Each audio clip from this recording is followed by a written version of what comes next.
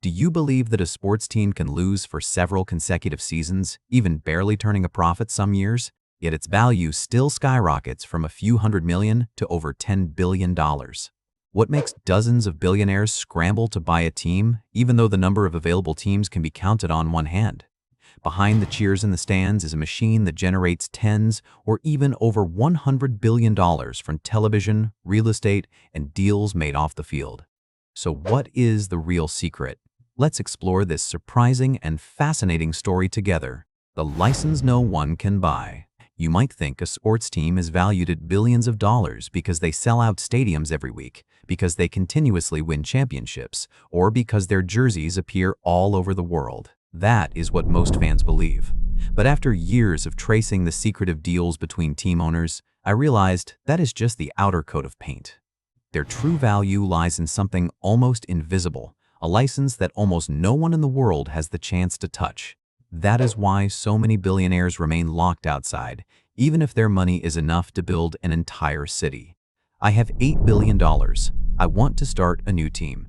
A businessman once said this in a closed-door meeting. The league representative just smiled. Sorry, money alone is not enough. The conversation ended with just that short sentence. That was when I started asking questions. Why can someone buy a private island, buy an airline, buy a hotel chain, but cannot buy the right to join a sports league? The answer lies in what the leagues protect even more strictly than the championship trophy. They control the number of teams, not because they cannot expand, but because they do not want to. Imagine a city that allows exactly one coffee shop to exist. No one else is allowed to open another, even if customers line up to the end of the street. The shop owner barely needs to advertise. Customers still have to come. That is exactly how the leagues operate. Each team is not just a club. They are a seat in a room where the number of seats almost never increases. 30 teams, 32 teams, that number can stand still for decades. Meanwhile, the number of people wanting to step into that room grows day by day. Supply remains unchanged. Demand continuously rises. That gap makes each team an asset much rarer than what fans see on the field. The interesting thing is that this very scarcity creates a strange effect. A team can go through many forgettable seasons. The audience can complain. The press can criticize. But the value of the team continues to climb every year. It sounds absurd. Until you realize the next buyer is not paying for performance. They are paying to own a position that almost no one else can squeeze into. An investor once told me a very memorable quote. The trophy can change hands every year, but the seat in the league almost never does. That was the quote that made the whole picture clear. The matches only last a few hours. A season will eventually end. The stars will eventually retire. But that license remains firmly in the owner's hands. It quietly appreciates in value each year, regardless of what is happening on the field, and that is just the first layer of the secret. Because once the door is shut to everyone else, those sitting inside do not just control the number of teams, they also control the massive cash flow pouring through that door. The money. Printing machine is not in the stands. If the rare license is the ticket to enter the room of the elite, then what keeps that room flooded with money is not on the field. It lies in the contracts that almost no fan has ever read. I still remember a conversation with a former team executive. He pulled the season schedule closer and asked, "How many home games do you see in a season?" 8, W10, at most a dozen or so. He nodded. Right. So do you think we get rich off of those few days? He burst out laughing. No. We get rich thanks to the 365 days people sit in front of the screen. That sentence turned everything upside down. Fans always think every ticket sold is a victory for the sales department. But for team owners, the number of seats in a stadium is always limited. You cannot build tens of thousands of extra seats overnight. You also cannot host 100 home games in a single season. Revenue from tickets, food, parking, or jerseys all has a very clear ceiling. But screens do not. A match can appear simultaneously in millions of living rooms. A scoring play lasting a few seconds can make millions of people stop what they are doing and look up at their TVs, phones, or tablets. That is the most expensive commodity, not the match, but the attention of the audience. Broadcasters understand that. Live streaming platforms also understand that.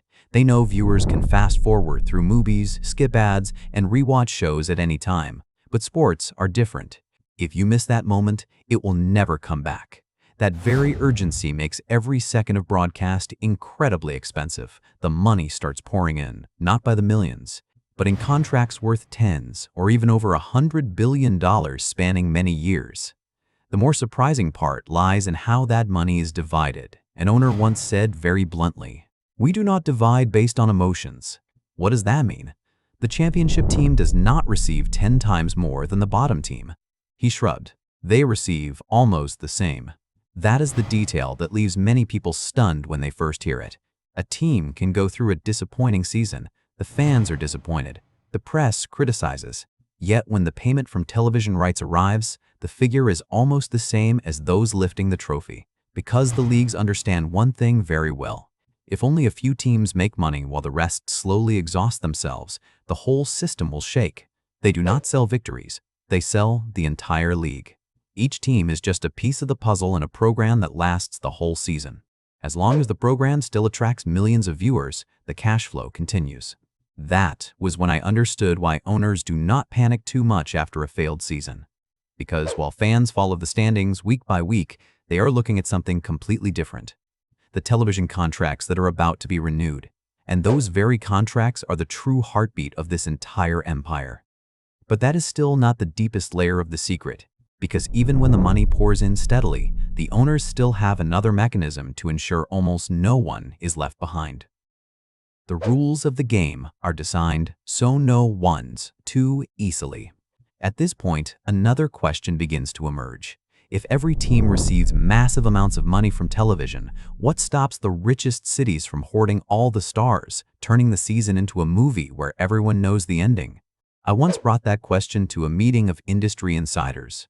One person put his coffee cup down on the table and said very briefly, "Because if the audience knows who wins in advance, they will change the channel."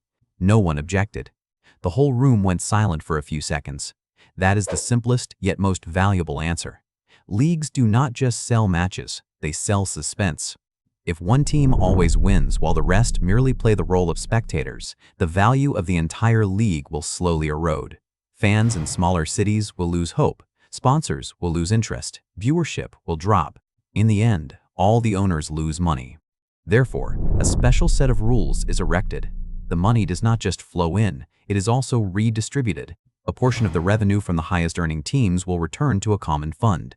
Then, this fund is allocated to teams in smaller markets. It sounds strange. An owner once laughed and said, "True, sometimes we are helping our own rivals." Why do that? Because a healthy rival will make me more money than a collapsing one. At first glance, that sounds like a paradox.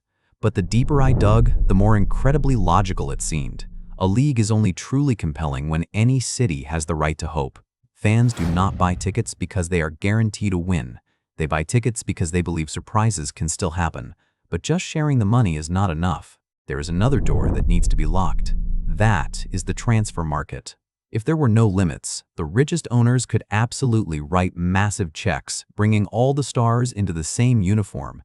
The season would then end on the very day the contracts were signed.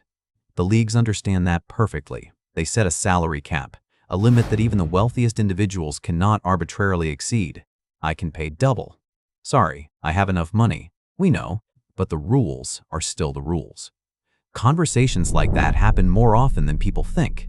At first glance, the salary cap looks like a rope binding the owners, but in reality, it is protecting their own assets.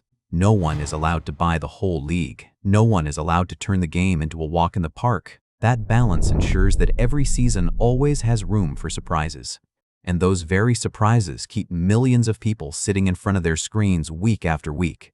That is what the owners truly want to protect, not the trophy.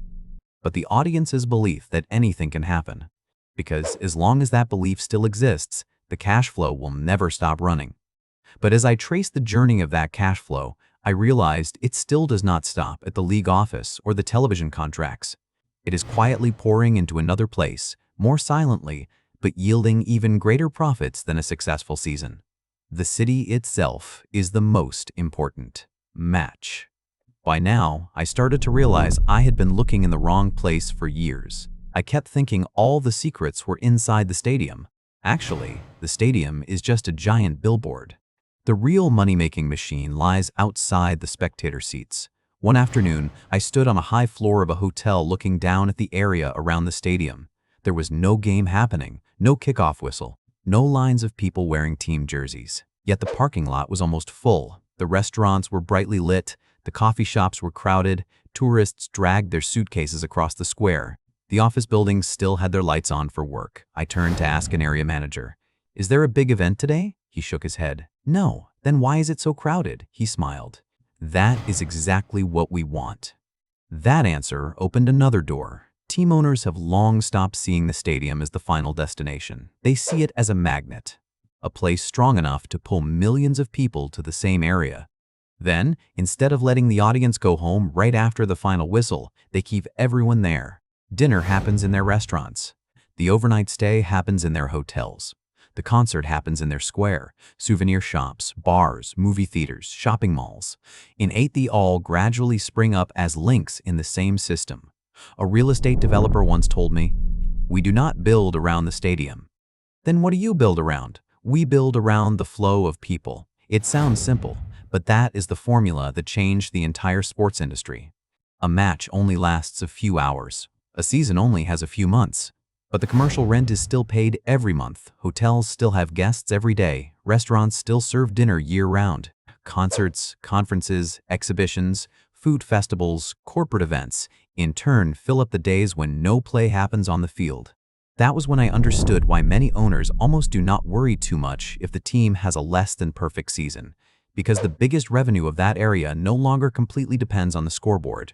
The team is just a lighthouse. What truly creates value is the entire small city built around its lights. An investor once laughed when he heard someone call him a team owner. He corrected them immediately. "No, I just use the team to promote the entire urban area." 20 times might, that statement might sound cold. But the more I observed, the more I saw it as the truth. Fans buy tickets to watch a game, while the owners are quietly selling thousands of hotel rooms, hundreds of commercial spaces, and millions of square meters of real estate thanks to that very game. At that moment, I understood why a stadium worth billions of dollars is still considered a cheap investment, because it is just the key that opens the door to a revenue-generating machine operating 365 days a year. But just when I thought I had seen the whole picture, another detail emerged. The most surprising thing is not how much money they make from this area, but that a huge portion of the initial construction cost does not entirely come out of their own pockets. WHE pays for a dream. After tracing the cash flow from television and then to the urban areas springing up around the stadium, I kept thinking I had seen the whole picture until a budget file appeared on the table. It did not talk about players, did not talk about coaches, but talked about pre-tax money, a number so large that I had to read it a second time. I sought out a former official who had participated in stadium construction negotiations. I asked point blank, why would a city spend a massive amount of money to build a stadium for a private business? He stayed silent for a few seconds, then answered, because no one wants to lose their team. Just that one sentence explained a lot of things. In this world, a sports team brings more than just matches. They carry the image of the entire city, carry the tourists, carry the national television broadcasts, carry a pride that is very hard to measure in numbers, and the owners understand that perfectly. When a stadium gets old, when negotiations begin, the chessboard is opened. One city wants to keep the team. Another city is ready to invite them over. There is no need to say too much. Just a few new blueprints, a few closed-door meetings, and a few rumors appearing in the press. The atmosphere instantly changes. I am not saying we will leave. A team representative once stated that, but we also need a place fit for the future. No one needed to hear more. The message was perfectly clear. If there is no new stadium, there is always another city waiting. That is when many governments start calculating. They do not just look at the costs, they look at the fear of the team disappearing. In the end, many projects get approved. Massive investments pour into infrastructure, roads, and the stadium itself. In exchange, the team stays. But the most notable thing lies after the stadium is completed. The cheers still ring out as before. The audience still lines up at the gates. Only the cash flow changes direction. A businessman once laughed while pointing up at the VIP suite area. Do you see that row of glass suites? I see it. That is where the big contracts are signed. Not the general stands, but the private suites for businesses, where each seat costs as much as a luxury vacation. Then comes the stadium naming rights. Every time the TV camera pans across, a brand's name appears before millions of viewers. Corporations are willing to spend staggering amounts just to have that name exist for many years.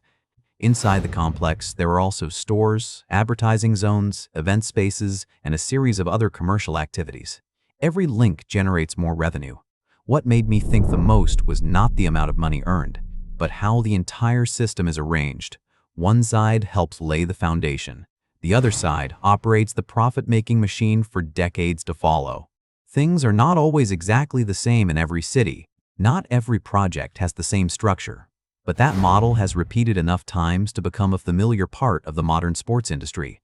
And looking back at the beginning of the story, I suddenly realized all the pieces were fitting together in an astonishing way. The rare license, the television rights money, the revenue sharing rules, the urban areas around the stadium, and then the stadium. Everything is just gears in the same machine, but there is still one final secret that surprises many people the most.